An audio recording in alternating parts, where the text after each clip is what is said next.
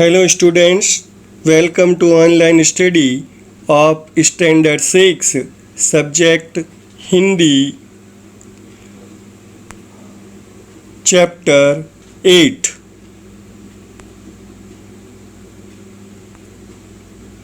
राजा का हिस्सा अर्थात राजा का भाग। सबसे पहले इसमें पाठ परिचय। इस कहानी में एक प्रजावत्सल राजा का वर्णन है जो अपनी प्रजा को संतान की तरह प्रेम करता है।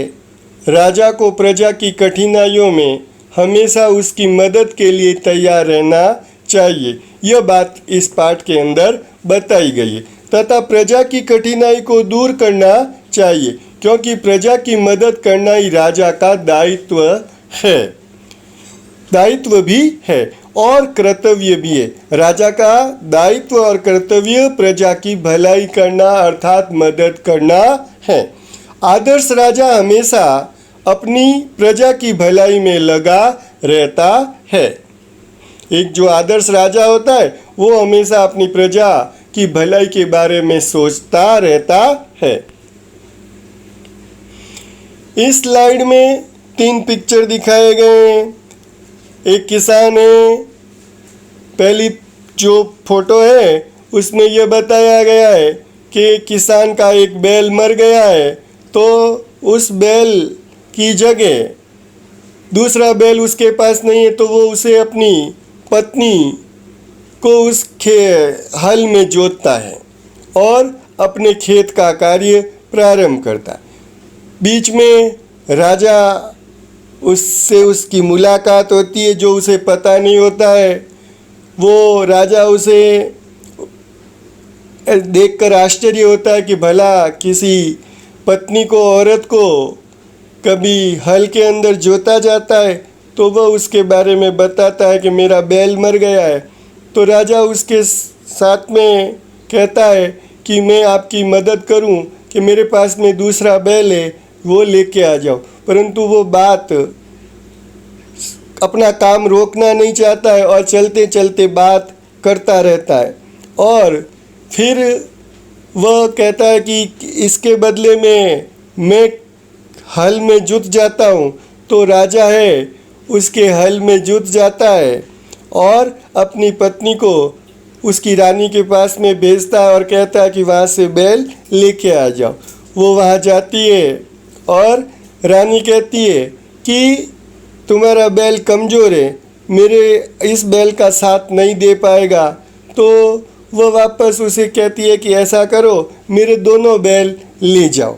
तो वो दोनों बैल लेके आते हैं और उस खेत के उस हल को चलाने के लिए वो दोनों बैल काम में लिए जाते हैं। जिस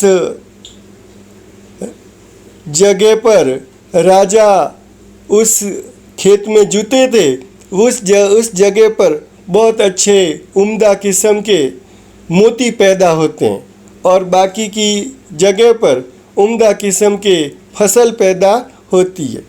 तो इस प्रकार राजा बड़ा प्रसन्न होता है और उसे किसान फसल को देखकर सारी फसल का जो है वो राजा के पास में जाकर उसे सौंप देता है। इस पाठ में इस तरह बताया गया। राजा भोज बड़े प्रजावत्सल थे अर्थात प्रजा के प्रेमी थे, प्रजा से प्रेम करने वाले थे। वे स्वयं राज्य में घूम घूम कर प्रजा की कठिनाइयों को देखा करते थे और उन्हें यथासंभव दूर किया करते थे। एक दिन राजा अपनी रानी के साथ रथ पर सवार होकर राज्य का भ्रमण कर रहे थे। वो राजा और रानी दोनों भ्रमण करने के लिए निकले थे। वे राजधानी से बहुत दूर निकल गए। उन्होंने देखा कि एक खेत में एक किसान हल जोत रहा है मगर उसके हल में एक ही बैल है और दूसरे बैल के स्थान पर उसकी स्त्री हल खींच रही है। राजा भोज ने रथ रोका और किसान के पास जाकर कहा, भले आदमी तुम ये क्या अत्याचार कर रहे हो? भला कहीं स्त्री को हल में जोता जाता है? तो वो कहता है मेरा एक बैल मर गया दूसरा बैल खरीदने के लिए मेरे पास धन नहीं है। अगर खेत न जोता तो मैं खाऊंगा क्या? कहकर किसान पुनः अपने कार्य में लग गया। उसे क्या पता था कि उससे बात करने वाला कौन है। राजा ने कहा, अरे भाई जरा सुनो तो, जो कहना है मेरे साथ चलते चलते कहो, मेरा काम क्यों रोकते हो? किसान ने कहा। राजा भोज उसके साथ चलने लगे। अपने काम के प्रति किसान की लगन देखकर राजा भोज बहुत प्रभावित हुए। वह बोले, भले आदमी, इस प्रकार तो तुम्हारी पत्नी थक जाएगी और थकावट की वजह से कोई दूसरा कार्य भी नहीं कर सकेगी। तो किसान बोला, तो फिर ये तुम ही बताओ मैं क्या करूं? तो राजा ने कहा, तुम मेरे साथ चलो, मैं अपना एक बैल तुम्हें दे देता हूं, मगर इतनी देर मुझे काम रोकना पड़ेगा, तुम ही बैल ला दो। किसान बोला, अच्छा ऐसा करो, तुम अपनी पत्नी को रथ में के पास भेज दो, वह मेरी पत्नी से बैल ले आएगी, तब तक मैं तुम्हारे हल में जूतूंगा। राजा ने यह कहा। किसान इस बात पर राजी हो गया। राजा भोज हल में जुट गए और किसान की पत्नी रथ के पास चली गई। उससे रानी को सारी बात बताई दी। रानी ने पूरी बात सुनकर कहा, तुम्हारे बैल तो कमजोर होगा, वह हमारे बैल का साथ नहीं दे सकेगा, इसलिए तुम दोनों ही बैल ले जाओ। किसान की पत्नी दोनों बैल लेकर खेत पर पहुंची। किसान बहुत प्रसन्न हुआ। राजा भोज ने कहा, अगर कभी कोई दिक्कत हो, कोई मुसीबत हो तो मेरे पास आना। कहकर राजा भोज ने उसे अपना परिचय दिया तो किसान बहुत शर्मिंदा हुआ। जब उसे यह मालूम पड़ा कि जो मेरे से बात करने वाला है राजा है, तो वो शर्मिंदा होने लगा। उसने राजा से बार बार क्षमा मांगी। राजा प्रसन्न होकर वापस चल दिए। इस बार उस किसान के खेत में बहुत अच्छी फसल हुई। उसके आश्चर्य का ठिकाना न रहा। अब उसने देखा कि खेत के जितने हिस्से को राजा ने जोता था उसमें मोती उगे थे, बाकी के हिस्से में उम्दा किस्म के गेहूं थे। उम्दा अर्थात अच्छी किस्म के गेहूं थे। किसान बहुत प्रसन्न हुआ। किसान ने सारे मोती अर्थात सारी फसल को इकट्ठा किए और राजा भोज के पास पहुंचा। राजा भोज के पास जाकर कहने लगा, उसने सारे मोती है मतलब दाने हैं वो राजा भोज के चरणों में रख दिए और राजा को सारा किस्सा कह सुनाया। राजा ने कहा, ये मोती तुम्हारे खेत में उगे हैं, इन पर तुम्हारा हक है, इन्हें तुम ही अपने अधिकार में रखो, अर्थात तुम्हारे पास में रखो। नहीं महाराज, वो किसान क्या कहने लगा, नहीं महाराज, यह आपके परिश्रम का प्रताप है कि जिस जगह आपने हल जोता था वहाँ पर मोती उगे हैं, इसलिए मैं इन्हें नहीं ले जाऊंगा। मेरी प्रार्थना है कि आप इन्हें राजकोष में जमा कर ले, अपने खजाने में, राजकोष अर्थात खजाने में जमा कर ले और गरीबों की भलाई के लिए काम में ले। किसान ने यह प्रार्थना राजा से की। किसान की बात सुनकर राजा बहुत प्रसन्न हुए और उन्होंने मोती स्वीकार कर लिए। राजा भोज बड़े प्रजावत्सल थे। वे स्वयं राज्य में घूम घूम कर प्रजा की कठिनाइयों को देखा करते थे और उन्हें यथासंभव दूर किया करते थे। एक दिन राजा अपनी रानी के साथ रथ पर सवार होकर राज्य का भ्रमण कर रहे थे। वे राजधानी से बहुत दूर निकल गए।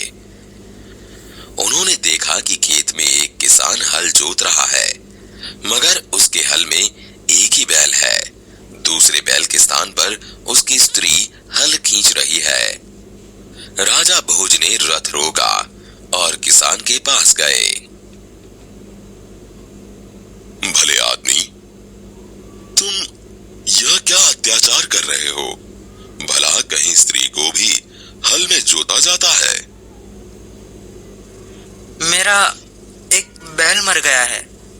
दूसरा बैल खरीदने के लिए मेरे पास धन नहीं है। अगर खेत न जुता तो मैं खाऊंगा क्या? किसान पुनः अपने कार्य में लग गया। उसे क्या पता था कि उससे बात करने वाला कौन है। अरे भाई जरा सुनो तो। जो कहना है मेरे साथ चलते चलते कहो, मेरा काम क्यों रोकते हो?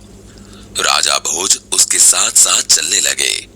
अपने काम के प्रति किसान की लगन देखकर राजा भोज बहुत प्रभावित हुए। भले आदमी, इस प्रकार तो तुम्हारी पत्नी थक जाएगी और थकावट की वजह से कोई दूसरा कार्य भी नहीं कर सकेगी। तो फिर तुम ही बताओ, मैं क्या करूं? तुम मेरे साथ चलो, मैं अपना एक बैल तुम्हें दे देता हूँ। मगर इतनी देर मुझे काम रोकना पड़ेगा। तुम ही बैल ला दो। अच्छा ऐसा करो, तुम अपनी पत्नी को रथ के पास भेज दो, वह मेरी पत्नी से बैल ले आएगी। तब तक मैं तुम्हारे हल में जुतूंगा। किसान इस बात पर राजी हो गया। राजा भोज हल में जुत गए और किसान की पत्नी रथ के पास चली गई। उसने रानी को सारी बात बता दी। तुम्हारा बैल तो कमजोर होगा, वह हमारे बैल का साथ नहीं दे सकेगा, इसलिए तुम दोनों ही बैल ले जाओ। किसान की पत्नी दोनों बैल लेकर खेत पर पहुंची। किसान बहुत प्रसन्न हुआ। अगर कभी कोई दिक्कत हो तो मेरे पास आना। राजा भोज ने उसे अपना परिचय दिया तो किसान बहुत शर्मिंदा हुआ। उसने राजा से बार बार क्षमा मांगी। राजा प्रसन्न होकर वापस चल दिए। उस बार उस किसान के खेत में बहुत अच्छी फसल हुई। उसके आश्चर्य का ठिकाना न रहा जब उसने देखा कि खेत के जितने हिस्से को राजा भोज ने जोता था उसमें मोती उगे थे। बाकी के हिस्से में उम्दा किस्म के गेहूं उगे थे। किसान बहुत प्रसन्न हुआ। किसान ने सारे मोती इकट्ठे किए और राजा भोज के पास जा पहुंचा। उसने सारे मोती राजा भोज के चरणों में रख दिए और राजा को सारा किस्सा कह सुनाया। ये मोती तुम्हारे खेत में उगे हैं, इन पर तुम्हारा हक है। इन्हें तुम ही अपने अधिकार में रखो। नहीं महाराज, यह आपके परिश्रम का प्रताप है, इसलिए मैं इन्हें नहीं ले जाऊंगा। मेरी प्रार्थना है कि आप इन्हें राजकोष में जमा कर लें और गरीबों की भलाई के लिए काम में लें। किसान की बात सुनकर राजा बहुत प्रसन्न हुए और उन्होंने मोती स्वीकार कर लिए।